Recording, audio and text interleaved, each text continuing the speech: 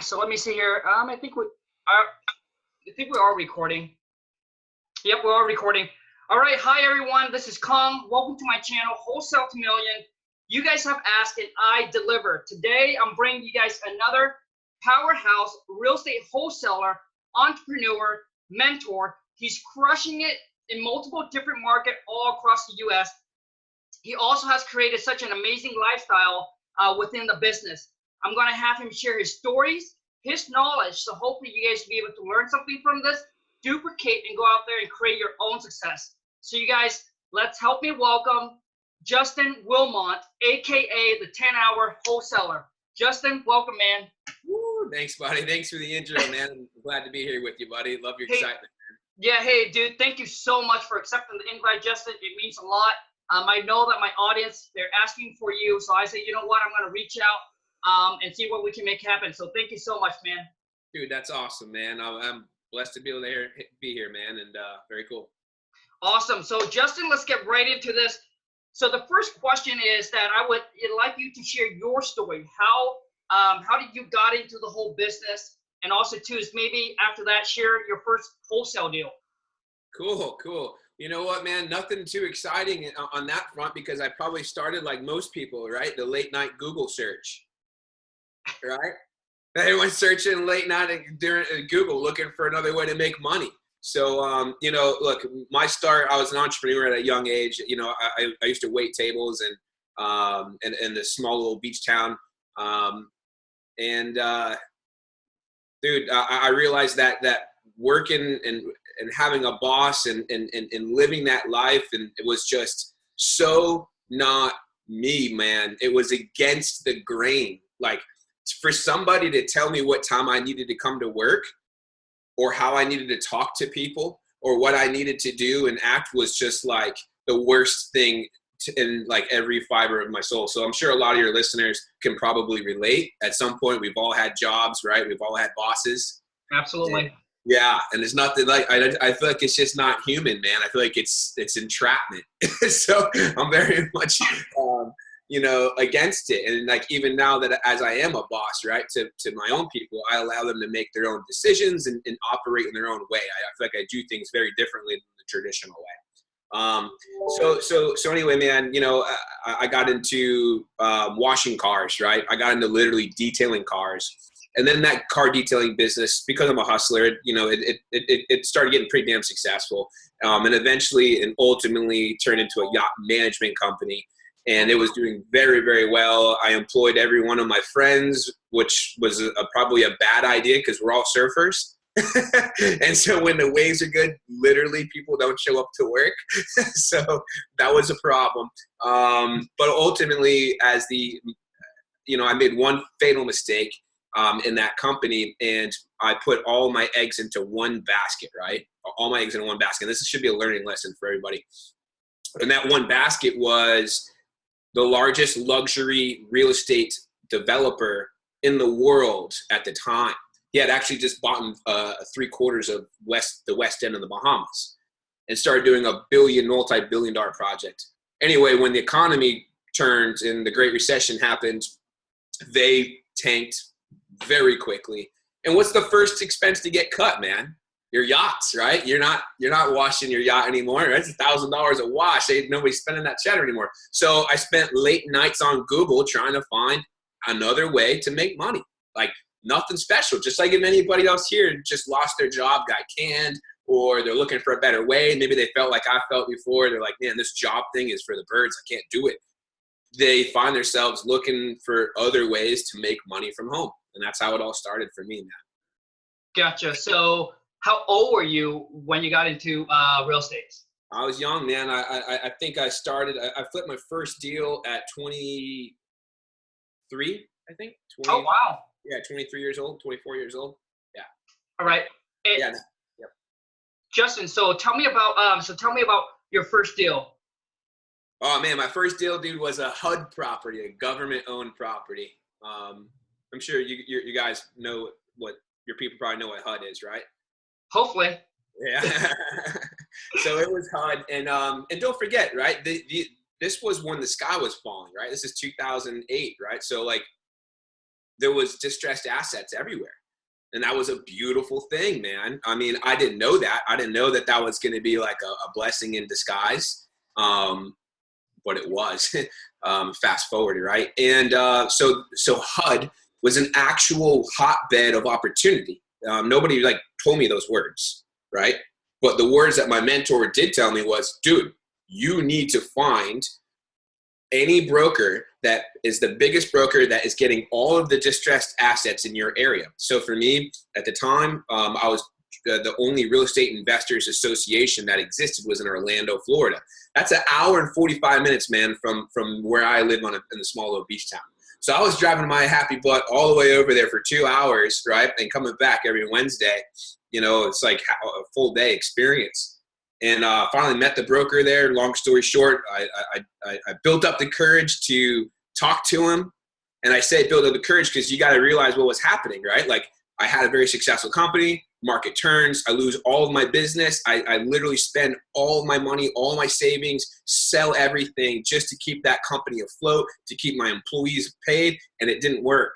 So like the mentality of my mind was just like, you know, a loser, who am I? I'm a kid, right? I look like a kid, talk like a kid. So I'm thinking, man, my mentor at the time is telling me to go meet the #1 broker at that time in Orange County. It's a big ass county, right? So I'm like, who am I? You know, like why? So I finally just got the courage to do it. My friend Jose Cuervo helped, and tequila shot. Yeah, that does help. Yeah, he helped give me that liquid courage, and then finally did it. And the rest is history, man. You know, I brought him out to Denny's, and he told me how the business worked. And now I owe so much to him. His name's John, and you know, unfortunately, he passed away from cancer since then. But dude, he was one of my really boots on the ground mentors.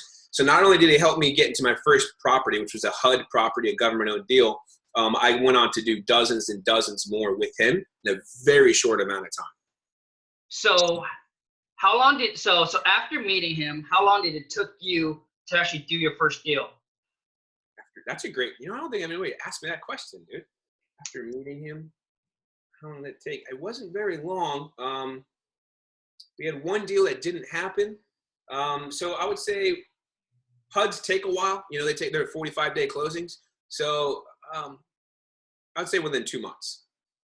So 2 months within, you decided, you know what, I watched this thing on a late night show. I got into real estate, and it took you 2 months to do your first deal?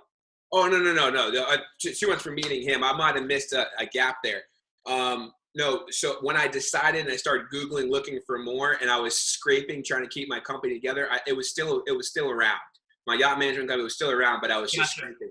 And that whole time, for about a year and a half, I was buying courses and buying courses. Yeah. Gotcha. So yeah, I was buying courses for a long time until I finally hired a coach. So one thing I didn't do, I didn't hire a coach. I bought every course under the sun, man. That was like when Armando Montalongo was big, you know, and I'm like I'm just buying everything, man. And I'm just dissecting all this information. And then like nothing was happening though. Like there was no real results. And then when I hired a coach, really the biggest piece of advice he gave me that mattered was forcing me to go meet this guy. First, identify him. Who the hell is he? Right? Identify him.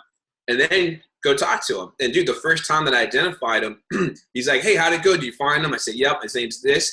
And he goes, great, how'd it go? I go, well, I didn't really have a chance to talk to him. He's like, dude, bullshit, you just didn't talk to him. So then the next time I get on a coaching call with him, he's like, hey, how'd it go? Did you talk to John? Oh man, you know, it was really busy in the room, and you know, I was making excuses. And then I'm like, well, I paid him like my last dollars to give me this advice. I better listen to him. Yeah. Right? Okay. Yeah. So I go do it. So that's when I went, and then I hurry up and went and just found Jose Cuervo at the bar, gave me that liquid courage, and the rest is history. Gotcha. So let me make sure I understand this correctly, Justin. So the day that you decided, you know what, you watched that late night, it took you a year to basically, you're basically within that year, you're just doing all your research and you try and buy all the courses, but nothing has happened.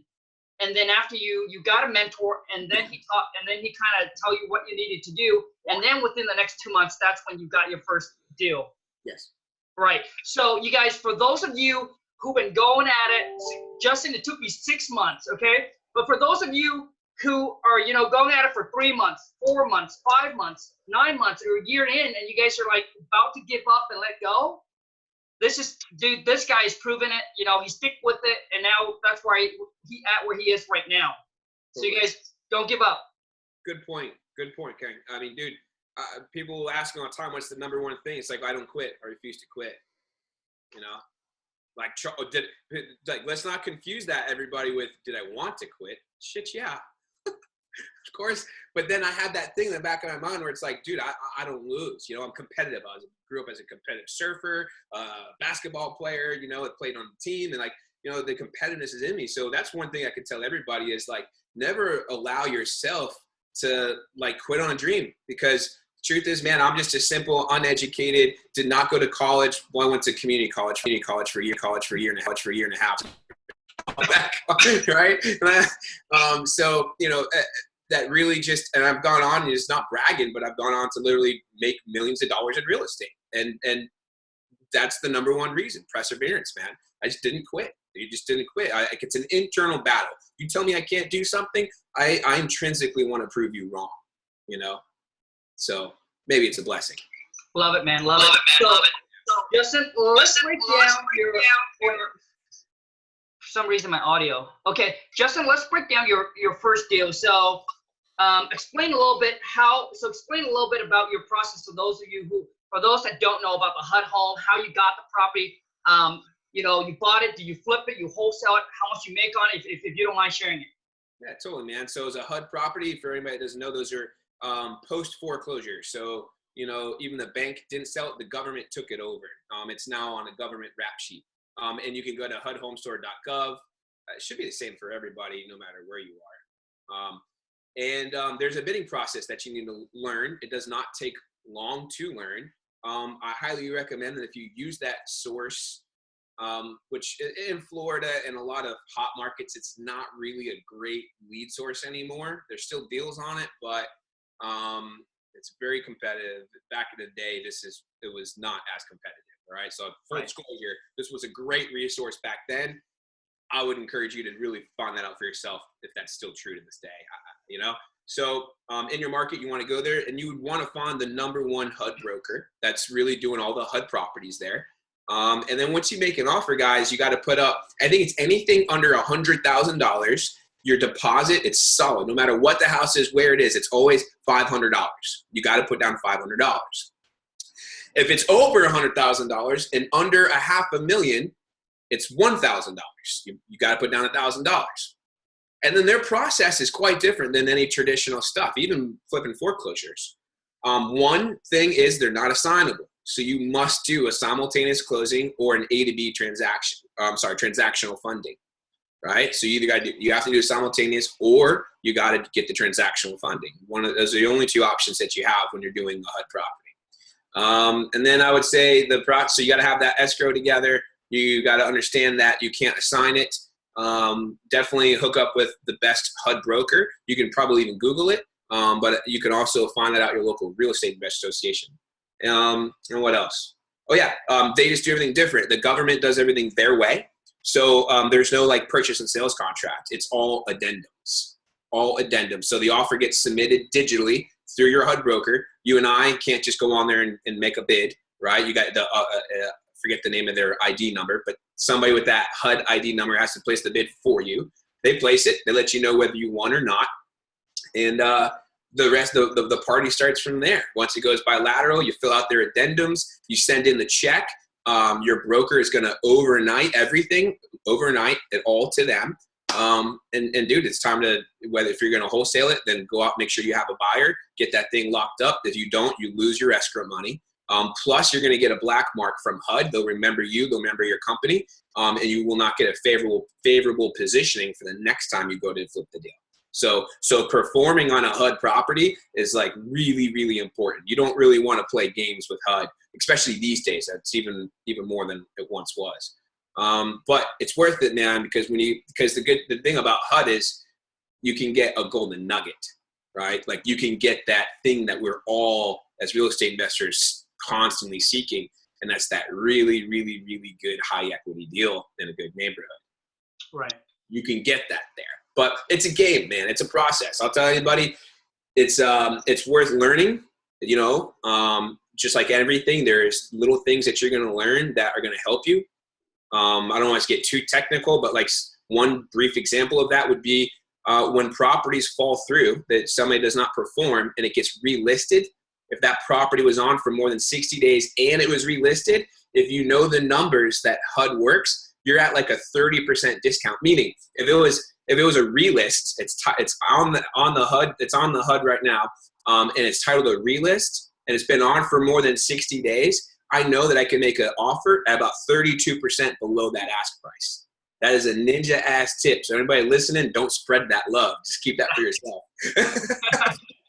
Thanks for that. Hey, so Justin, so how much do you got the deal for? And did you fix it and flip it, or do you wholesale it? How long it took, and what's the profit on it?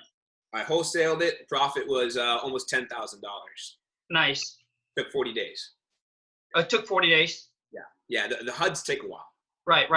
So how much, so do you end up using transactional funding, or do you close it with your own cash? I closed it with transactional. Yep. Could you explain I didn't have any cash at the time, man. I spent all my cash trying to save that yacht management business, man. I spent every dollar. I was throwing Hail Marys everywhere at that business, man, all just for it to tank, you know, which is a great learning lesson about paying attention to markets, you know, like, man, you can throw all the money you want at something that doesn't make any economical sense, right?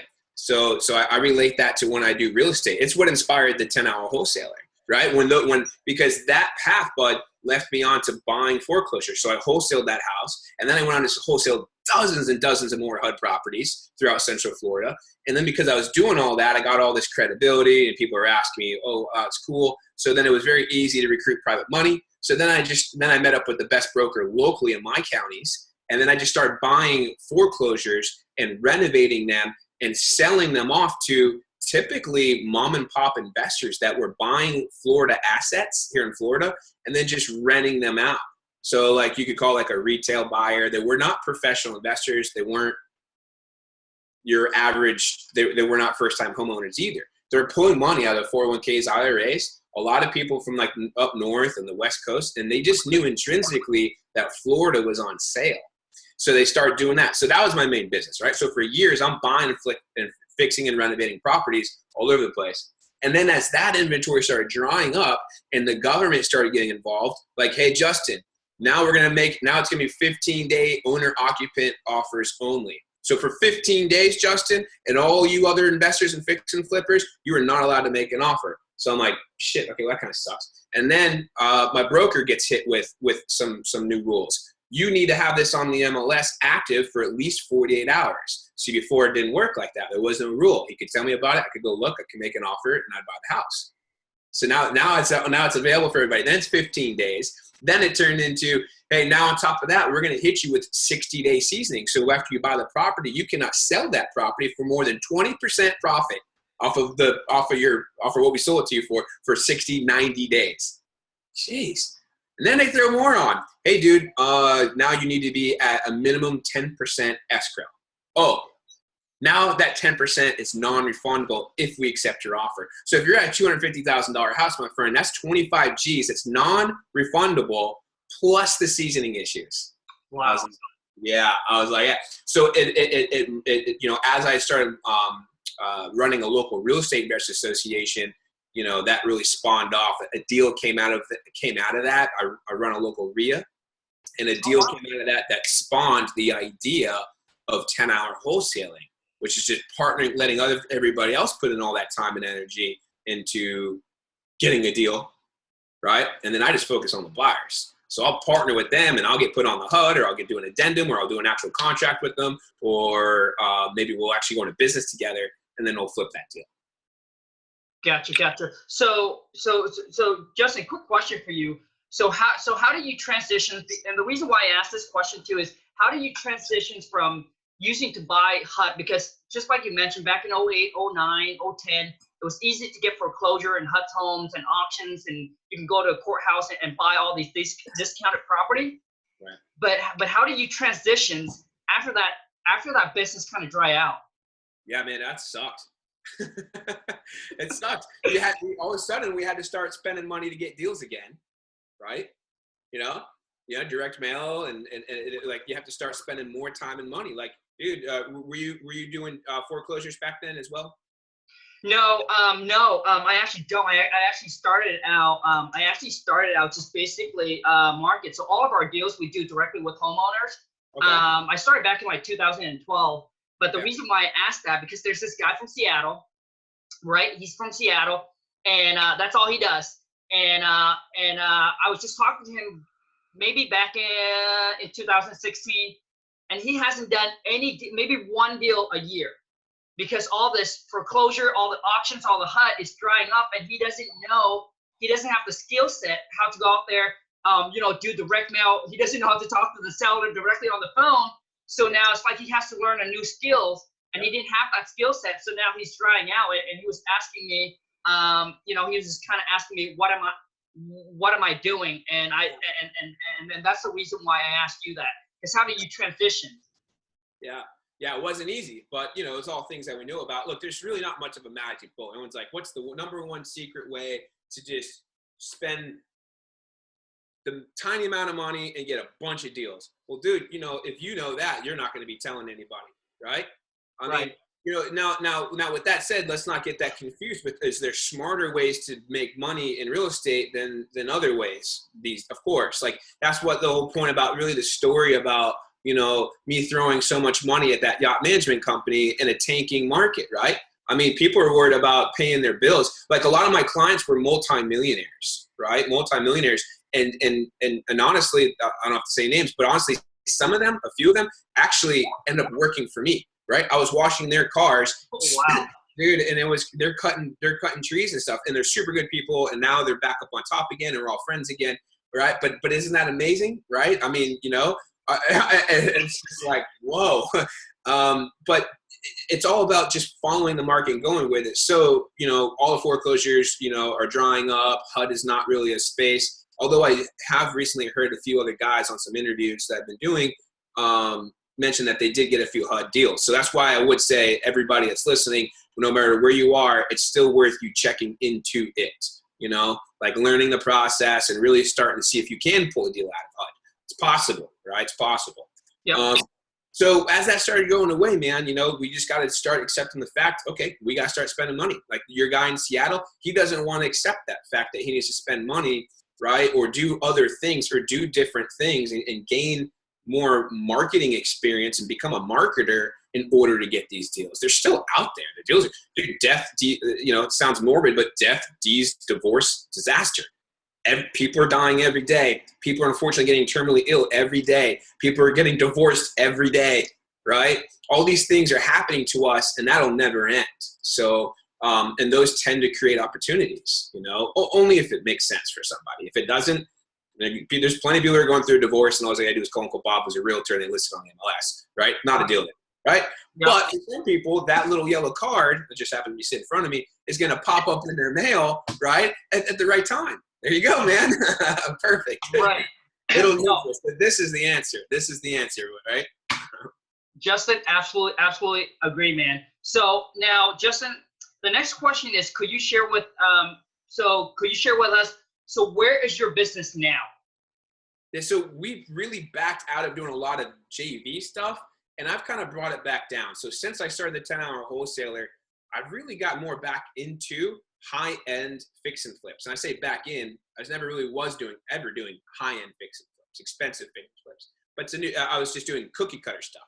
So that means like in Florida, for example, everybody knows Florida's a booming town, dude. And during the boom, both in the 80s, but also the recent one, there were so many houses, and we call them cookie cutter houses, 3-bedroom, 2-bath, poured concrete, right? Cinder block and a foundation.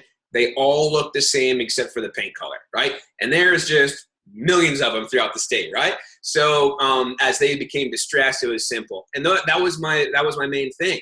And then I got more into, and I started the town wholesaler thing and did more JV wholesaling, and now I'm really just bringing it back down into staying domestic into renovating houses. That's kind of where my passion is. So I do that, and I do this. I do a lot of coaching and teaching people, creating programs and doing a lot of fix and flip stuff. Still wholesale, still do some JV wholesale. But primarily my biggest thing is doing renovations. So like I live on an island, small. I mean, it's not far from the mainland, right? It's a barrier island. And so my passion is doing houses here. It's a passion of mine. I'm also working on building some condos as well. And we're looking into doing a few other things as well in the commercial space. So that's kind of where I'm at right now.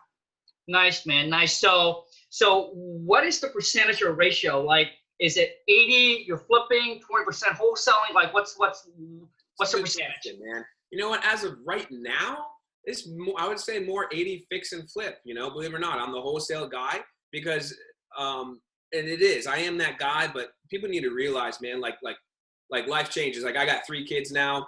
I'm grown up. Before, when I was 110% all wholesaling and telling the world you're crazy if you're fixing and flipping, I still believe it. I still totally believe that. Although if you have a smoking hot deal that comes across that offers you 6 figures, then you need to not wholesale that. You do need to find a way to take that sucker down and renovate it, right? Right. If you do 6 figures and a flip, then guys, don't wholesale the damn thing. Find the private money guy. It's gonna be really easy to do, right? You'll get the money and you'll be able to do the renovation. But you know, dude, I got 3 kids now, and just more of a lifestyle thing. Before, I was all about wholesaling because I'm traveling all the time. Like we're always gone. I'm never home. As you can see, that sort of changed for me. I was never the office guy. Now I like offices. Now I have a beautiful office right here on the beach on famous A1A. It's always sort of a dream of mine. I got the staff upstairs. I'm down here right now talking to you. So things have changed, you know. So I'm more into like the fix and flip redeveloping game right now at this moment. Nice, man. Nice. So Justin, so if you were to give the newbie, people are just starting out with, maybe let's just say that they have about so starting out with very little to no money. What are some tips that you can give them, actual tip and advice that you can give to these people so they can do their first deal? Dude, I'm gonna give it to you really simple, really good. So right now, guys, you heard this whole conversation. It's about going direct to seller. You need to go direct to seller to get a deal. I want you to get a good deal under contract. If you're not going to JV, you think, does your audience know what that means? Or explain JV. Joint venture. So you got, all right, so here's what I want to recommend. If you have no money at all, do a joint venture deal with another wholesaler, right? Find a wholesaler that's the real deal, that's really doing deals, and find a way that you can literally integrate into their business. There's many ways to structure it, but literally do a joint venture deal with another wholesaler. So a guy that's getting good deals under contract, you're going to simply buy his contract and flip it over to your end buyer. You can do that with this much money. But you do need this, right? You do need this. Yeah. Or you need a virtual assistant. For anybody, sorry, some people might be listening. I'm holding up a phone. Right? So you do need a phone, right? Everything in life is going to be either am I going to spend money or am I going to spend time? Am I going to spend money or am I going to spend time? So do a JV deal. And if you don't do a JV deal, then here's one way you can do your own property, get your first deal under contract, and build your buyers list all from one free resource. There's an app called the Zillow Rental app. That app should be your new best friend. Everything that you and I, as investors, newbie or seasoned, everything that we need to know is there. Now, why is it so special? A, because it's a location where you can find potentially burnt out landlords in your target market. And B, it just so happens that as you go about hammering away on the phone, talking to those guys, you're going to be using the motivated seller script. It just so happens to be that half of them are going to say, heck no, I don't want to sell that property. It's a cash cow for me. And you go, great. Well, are you looking to buy more? Well, yeah, I want to buy more. I just told you, son. All right, well, let me get your buying information, your buying criteria. And now you just built your buyers list. And what you build your buyers list of? The kind of buyers that you and I need as a wholesaler, and that's landlord buyers, right? Yeah. You know that. I mean, dude, I get people all the time. They're really excited. Like, yeah, I bought your program. I just joined your Freedom Moguls program, because that's the new thing right now. Freedom Moguls is is our big thing. Hey, I just joined and I'm local to you. Dude, just tell me what you want and I'll go find you a deal. Now, while that would be smart business of me, right? It's just to set up these army of people and just say, yeah, sure. Truth is, man, I'm too good of a person, man. I'm not bragging. I morally can't do that to people. I can't send you all off with whatever marketing dollars you have to go get me a product because you don't want to sell me a product because I'm going to squeeze every penny out of you, right? Like as fix and flip guys, right? We need to buy at a very specific number and it's not going over that. So for me to ask you to go take your last $1,000 and go get a property under contract for 40 cents on the dollar in a smoking hot seller's market, I just can't do, right? Now, with all that, right? Do not think, guys, that I'm not telling you to not go out and spend money on direct mail and you're going to get a deal. You absolutely can and will. I'm telling you guys, that's not the number one thing. Go to Zillow, hammer the phones out. You will find amazing buyers, guaranteed. No matter what market you are, no matter where you are, for free. When you do this, you will get excellent landlord buyers. And you keep hammering it out and you stay persistent, you're going to get a deal as well. I have a private coaching community. Last night I was on a call. This has never happened in my life. Every single person on my private coaching call are all currently doing a deal right now in escrow from that one lead source. Oh, wow. Nice. Freaking amazing, dude. And I don't know if you coach or whatever, but you know that's tough to have everybody on your call killing it and from doing one lead source. It's an amazing thing. Yeah. It makes a coach want to pat himself on the back.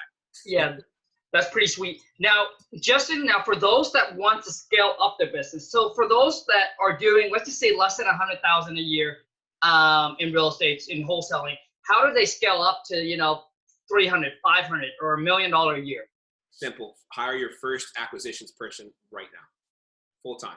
You need a full-time acquisition staff. The rest, don't ask questions. Just make sure it's good people that you trust, know and like, and they have some sales ability. The rest will happen. You're going to be forced into scaling. Gotcha. So for those that don't know what an acquisition manager is, could you explain that, Justin? Yeah, they're responsible for acquisitions.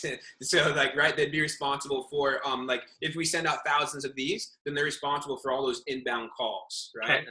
And again, anybody that's listening to audio, they just showed a direct mail postcard. So this person, for all pillars of marketing that you're doing, this person's responsible for taking the lead, analyzing the lead, right? So that means he's now going to find comparables. He's going to pull the comps.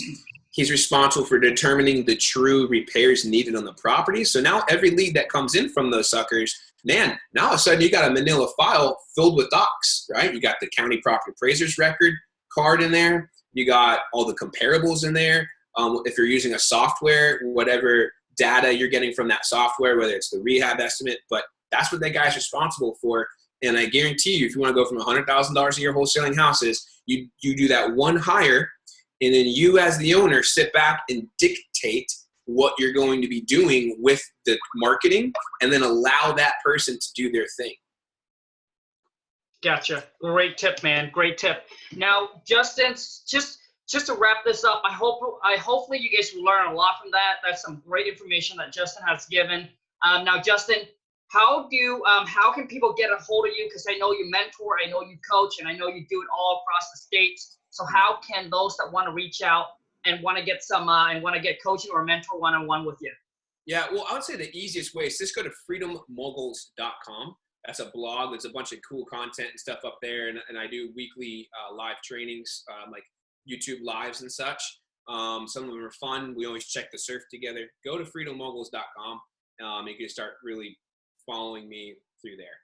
Sounds good. And you guys, I'll make sure that I'll put that in the description. So that way, Justin, if you can send me that link, I'll pop it in the description. So for those of you who's looking to get a hands-on one-on-one mentor, that's kind of how Justin started. He got a mentor. That's how I did it. I got a mentor. I knew that I am someone that needs a mentor. All this, courses you're going to buy, all the seminar you're going to go to. But I personally knew that I need a mentor, someone that takes me by the hand and show me A, B, C, D, E, F, G. So if you are one of those, you guys reach out to Justin. The guy's a great guy who'll show you step by step how to do it and how to go out there and be successful in this business.